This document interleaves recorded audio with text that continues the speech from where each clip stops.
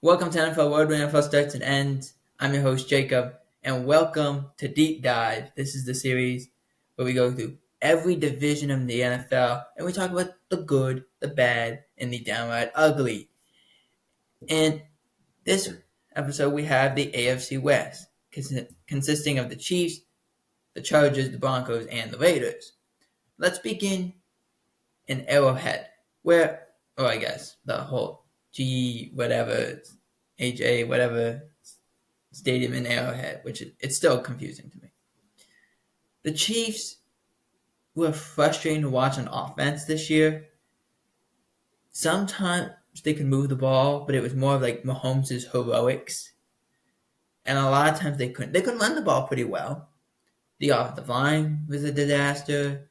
They had 4 left tackles, including they just shoved Joe Thuney to left tackle. We will talk about him in a second. But they gave up 40 sacks. They really struggled. They couldn't protect Mahomes. He got hit a bunch. He kind of got banged up. He got batted around like it was a baseball over here. He just struggled. You look at it, you said Aaron Rodgers' numbers and his numbers were almost identical. It was really weird. And we were saying, yeah, but we'll take Mahomes over Rodgers any day.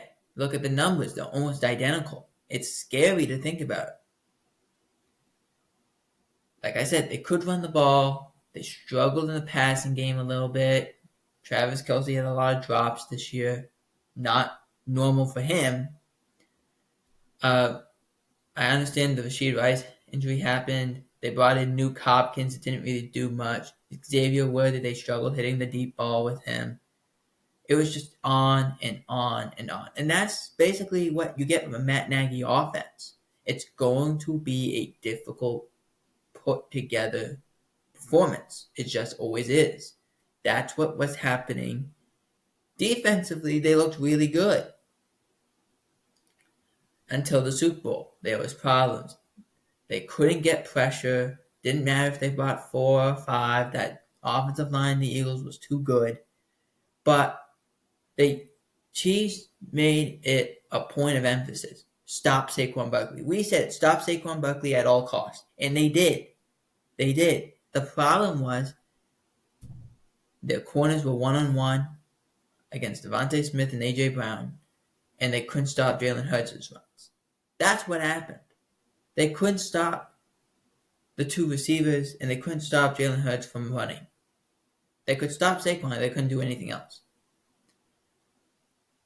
And also, remember when I said about how bad this Chiefs offensive line was?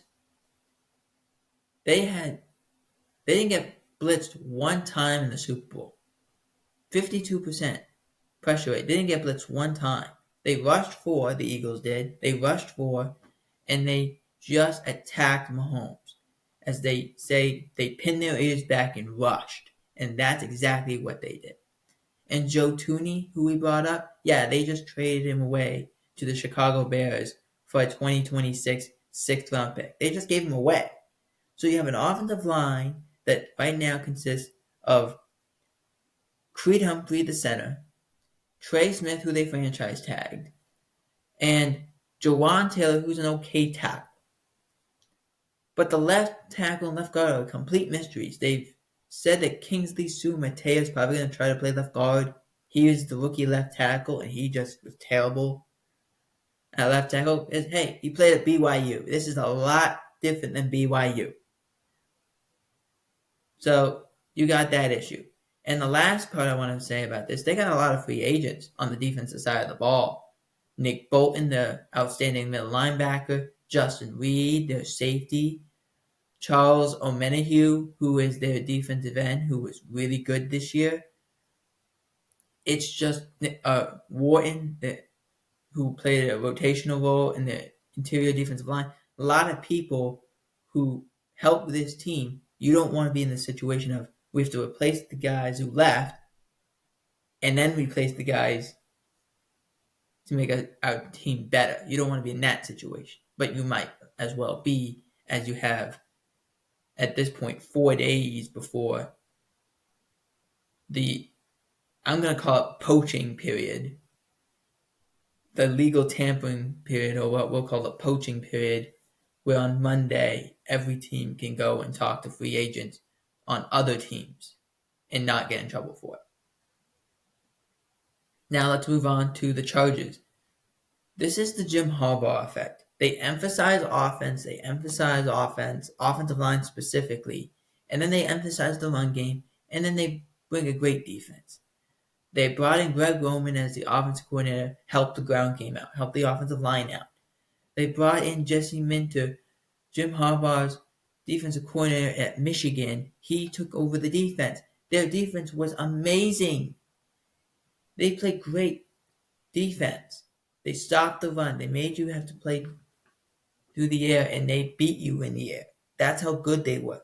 The one issue they had on this whole team was, because even though Caden game was really good, was the wide receivers. Outside of Lad McConkey, who got hurt and was playing hurt, there was Quentin Johnston. That was it. And Quentin Johnston looks like he has stone hands. Sometimes he doesn't even bring his hands. Because there's times he can't catch a ball to save his life, and then there's times he goes for 100 yards. You don't know what you're going to get out of him. You need to bring somebody in, free agency, trades, draft, whatever you got to do to bring someone in and help your organization out. Period. End of story. Otherwise, it was a great job by the Chargers. Justin Herbert threw the ball about 25 times a game, and he was safe with the football throughout the entire game. That was a good thing. Those are good habits you're trying to teach a young quarterback. Moving on to the Broncos. Look, the Broncos made the playoffs for the first time in almost 10 years. 9 years. They missed the playoffs for 8 consecutive years. They make it with Sean Payton as the head coach and Bo Nix as the quarterback. Sean Payton, second year in the NFL as the Denver Broncos head coach. He turned that offense around. They ran the ball well. I still think they need to get an all-down running back. They can do it. There's a lot of free agency and draft running backs this year. They can do it. I still think the offensive line is pretty good, but they need to develop it a little bit more. The wide receivers, I thought, were pretty good. Maybe you bring someone in, but I thought it was really well done.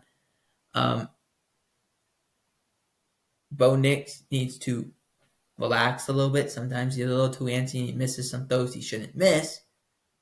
But those were the good things. Those are good. Defensively, they have the talent. Second year under Vance Joseph, his return to the Mile High City.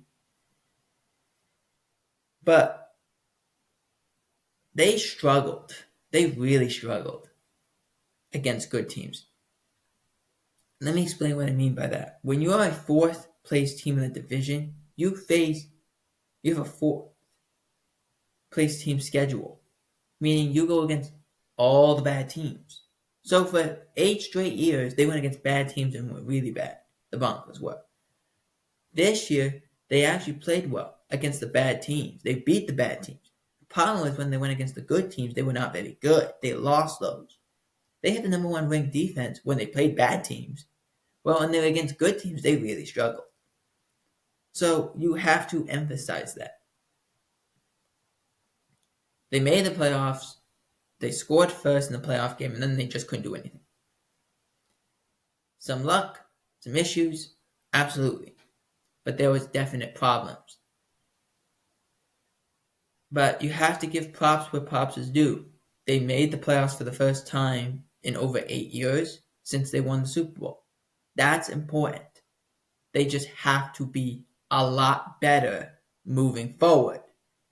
Now, I'm a little concerned about that moving forward. What are they going to be capable of doing? But other than that, you fix what's going on in the defense against good teams. You bring a little bit more talent. Maybe you draft a running back. You're in good shape moving into year 2 with Bo Nix.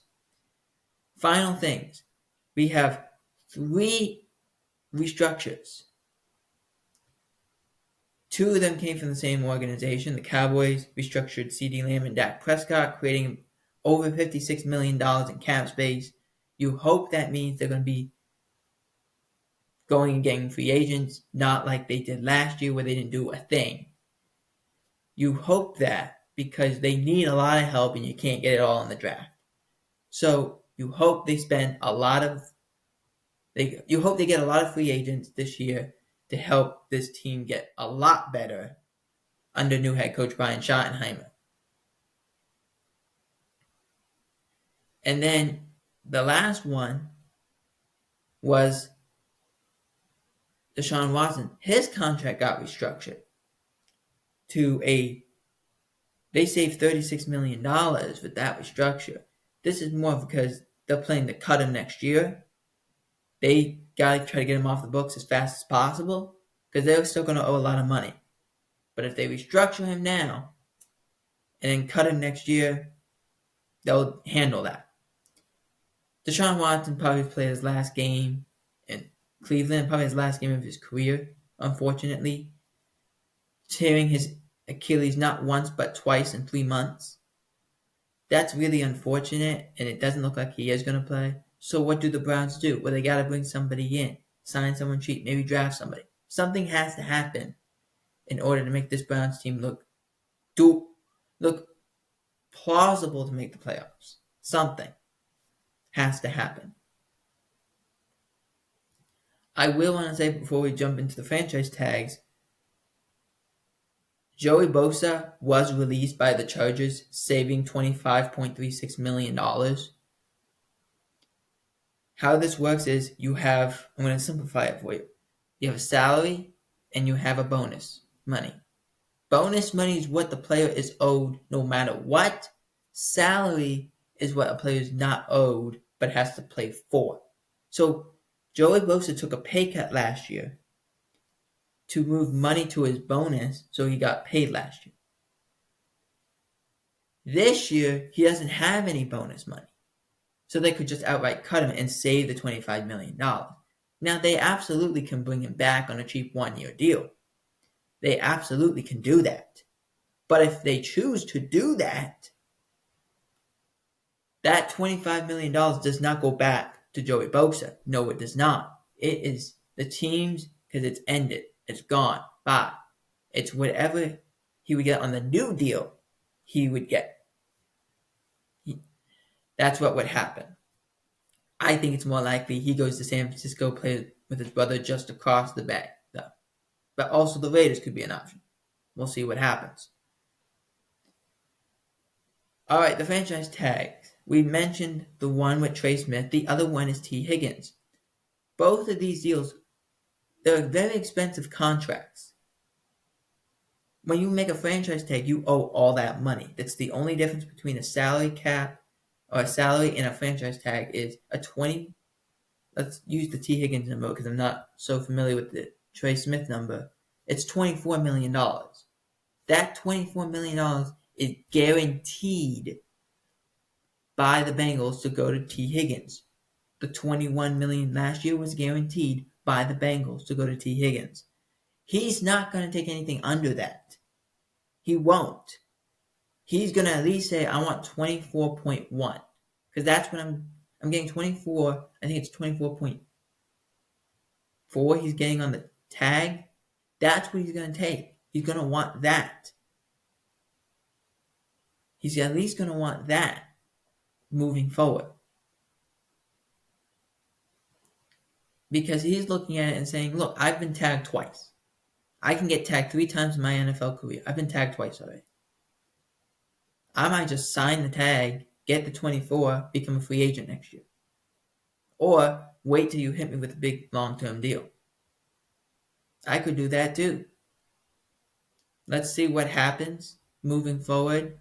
But Trey Smith stays in Kansas City. T. Higgins stays in Cincinnati, at least for now.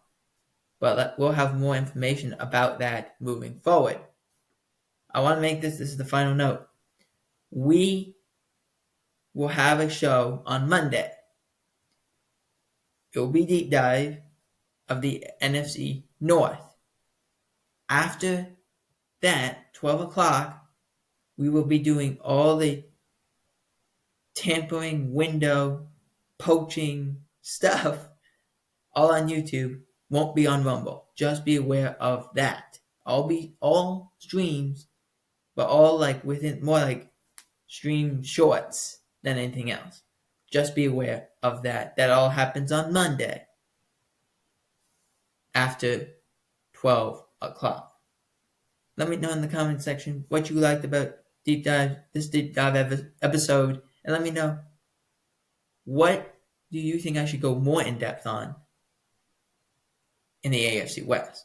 For NFL World, I'm Jacob Peabody. Out.